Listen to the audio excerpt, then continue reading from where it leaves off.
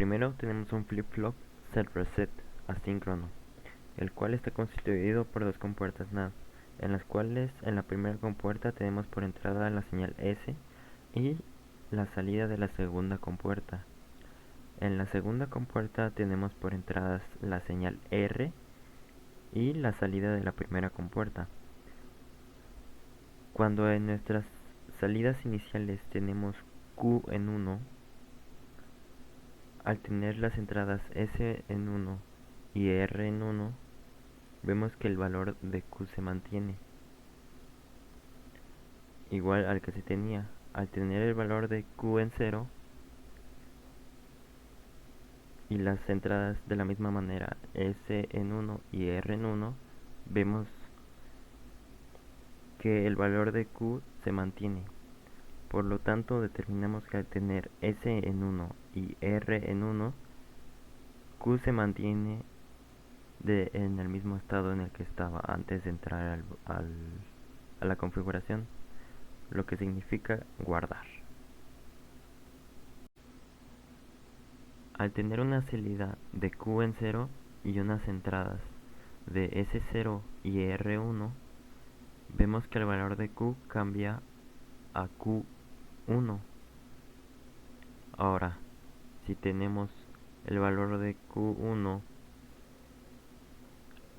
como primera salida, al poner las mismas entradas de S0 y R1, vemos que el valor se mantiene en Q igual a 1. Por lo tanto, determinamos que al tener las entradas S0 y R1, Q es igual a 1, lo que significa set. Ahora, si tenemos de igual manera Q en 0 y el valor de R en 0 y S en 1, vemos que la salida es Q es igual a 0. Y si lo tenemos de la manera contraria, al tener Q en 1 como primera salida y ponemos S en 1 y R en 0, vemos que el valor cambia a Q igual a 0, lo que significa que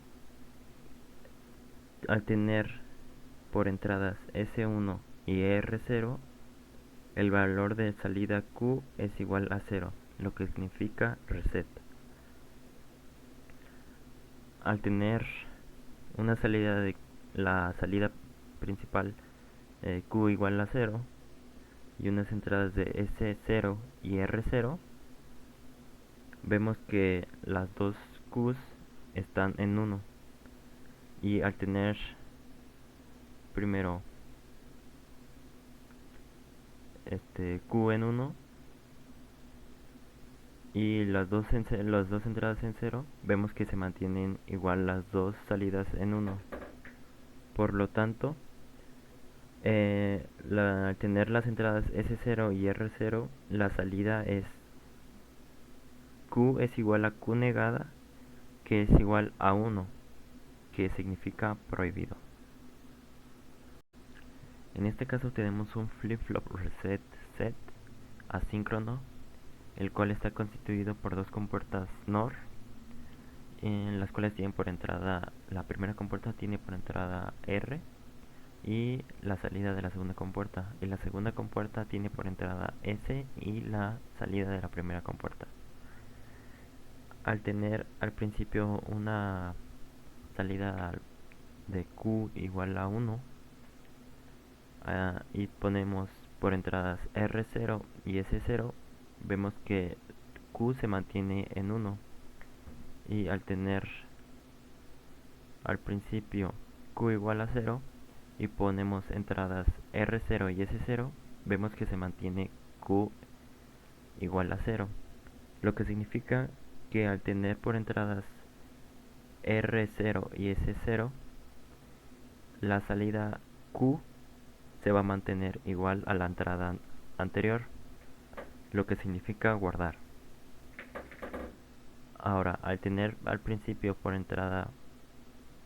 salida Q igual a 0 y tenemos una entrada de S0 y R1, vemos que Q se mantiene en 0. Ahora, de la manera contraria, cuando tenemos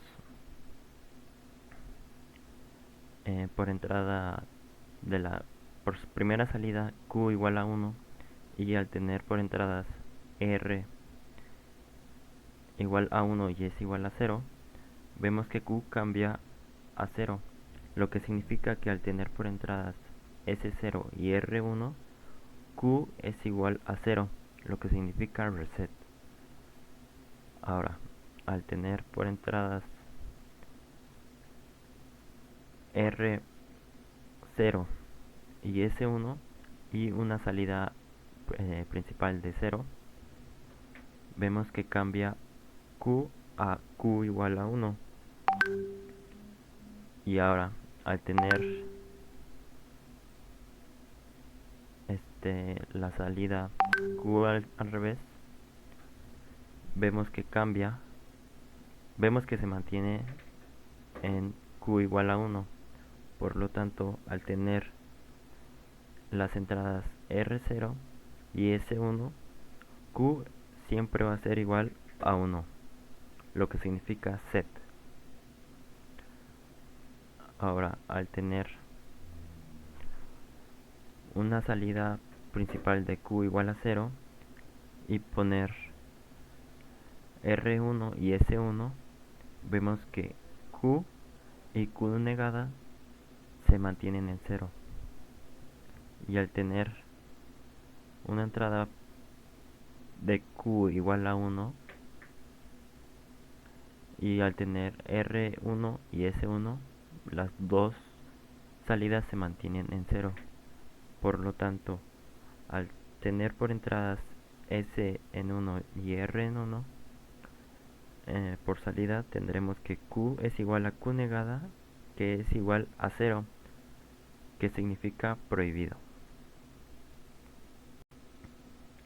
Este es un timer 555 en modo estable, lo que significa que la salida va cambiando entre el nivel bajo y el alto continuamente, independientemente del estado de la entrada. El tiempo que estará en la salida en alto y bajo dependerá de los componentes del circuito, lo cual generará una señal oscilante. El periodo de la curva es el tiempo que tarda en repetirse un estado determinado, y en el caso será el tiempo total es igual al tiempo en alto más el tiempo en bajo. Para calcular el tiempo en alto se utiliza la siguiente fórmula, que es 0,693 por la resistencia 1 más la resistencia 2 por el capacitor, que en este caso la resistencia 1 es de 1 kilo ohm, la resistencia 2 es de 3 kilo ohms y el capacitor es de 10 microfaradios. Y para calcular el tiempo en bajo se utiliza la siguiente fórmula, 0,693 por la resistencia 2 por el capacitor. Como podemos ver en la simulación, el LED prende y apaga cada cierto tiempo, eso dependiendo de los componentes del circuito que estamos utilizando.